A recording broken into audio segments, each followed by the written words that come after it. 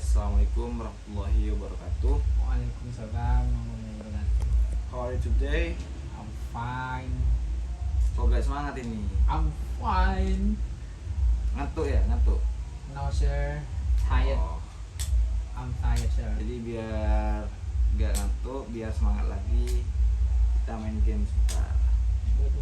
Jadi siapa cepat dia nanti dapat hadiah dari saya gitu.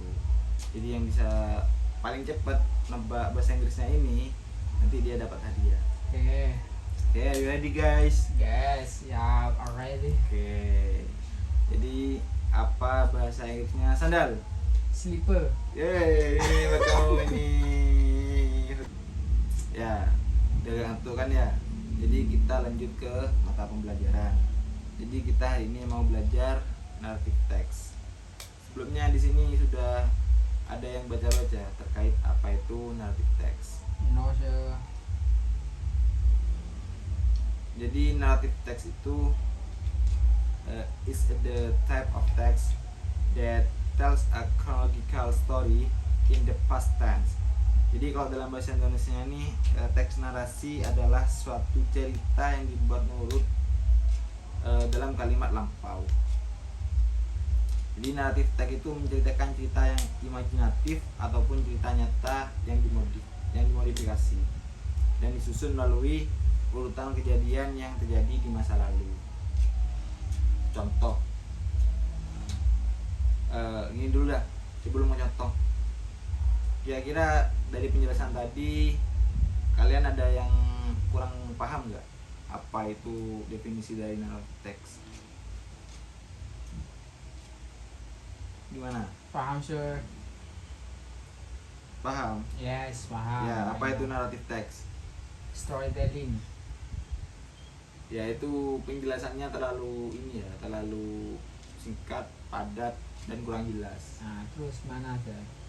Jadi jelaskan secara definisi biar teman-temannya juga yang paham biar makin paham, yang nggak paham biar lebih paham. I don't know sir. Kalau nggak ngerti bilang nggak ngerti ya teman-teman. Yes, sir. Jangan sok-sokan biar nggak kelihatan biar nggak kelihatan pinter gitu tapi bodoh. Yes, sir. Jangan. Untuk tujuan dari naratif teks, kira-kira teman-teman di sini tahu agak apa itu tujuannya dari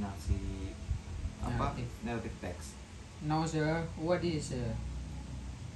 The aim of narrative text is to entertain the readers through the amusing story. Jadi jika diartikan, tujuan narrative text itu adalah untuk menghibur para pembaca dengan ceritanya yang menarik. Jadi tujuannya narrative text itu lebih simpelnya, lebih jelasnya itu biar gampang dipahami untuk menghibur pembaca dengan ceritanya yang menarik. Yang menarik ini dalam artian kalian nanti bisa merubah teks yang sekiranya gampang dipahami oleh sang pembaca. Itu tujuan dari naratif teks.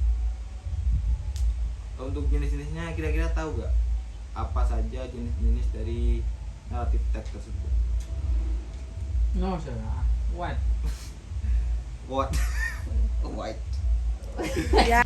Not white ya, but what? Right? Not white. White this color, putih. Yes sir. But in what itu apa? Yes sir. I'm sorry sir. Biar tidak tertumpang tindih pengetahuan. Types of narrative text itu ada beberapa jenis-jenisnya.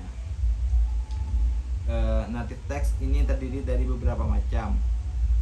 Di antaranya ada cerita khayalan atau fairy tales, misteri atau mysteries, cerita seram atau horror stories, sci-fi, science fiction atau romansa yang lainnya. Untuk lebih jelasnya bisa kamu lihat pada contoh berikut ini. Contohnya saya kirim lewat ini ya, email ya. Ya.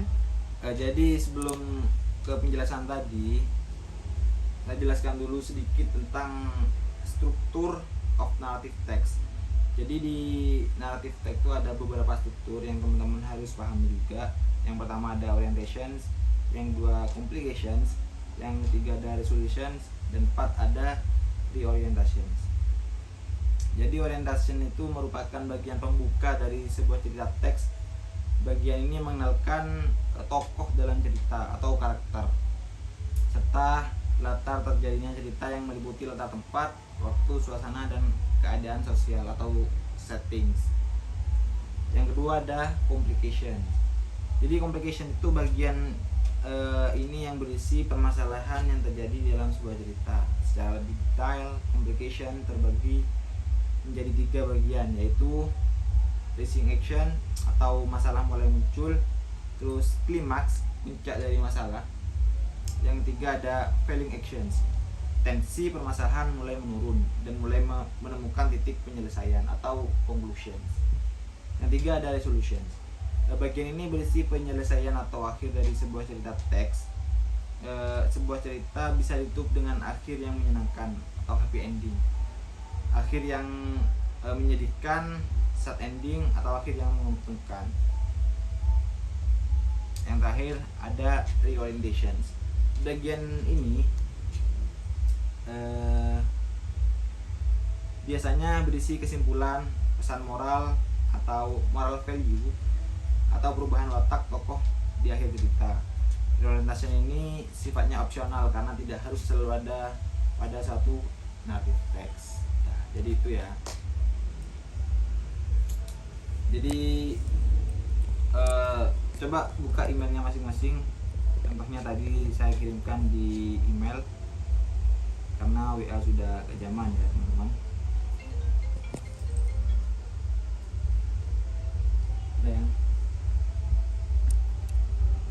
Nah di situ kan ada contohnya for maling kundang.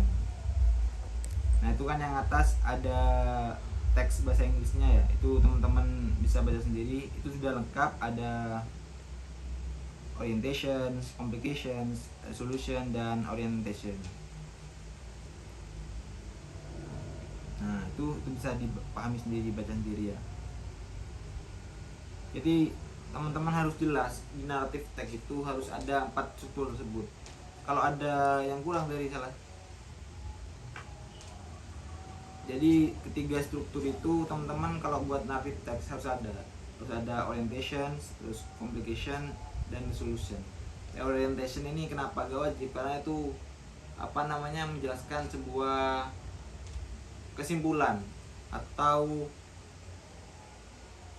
ya kesimpulan conclusions. Jadi itu gak wajib di sebuah naratif teks.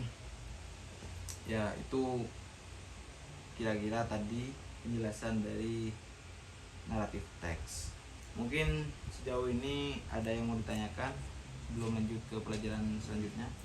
No sir, I understand the topic in here. Oke, paham ya. Yes. Untuk selanjutnya biar makin paham, biar gak lupa, saya kasih pekerjaan rumah atau PR. Buatkan contoh dari naratif teks yang judulnya nanti berbeda-beda. Jadi gimana caranya supaya kalian itu judulnya nggak sama satu yang lainnya. Itu ya. Okay sir. Okay, maybe that's all of me.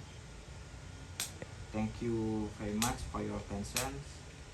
Jelas I say, Assalamualaikum warahmatullahi wabarakatuh. Waalaikumsalam warahmatullahi wabarakatuh.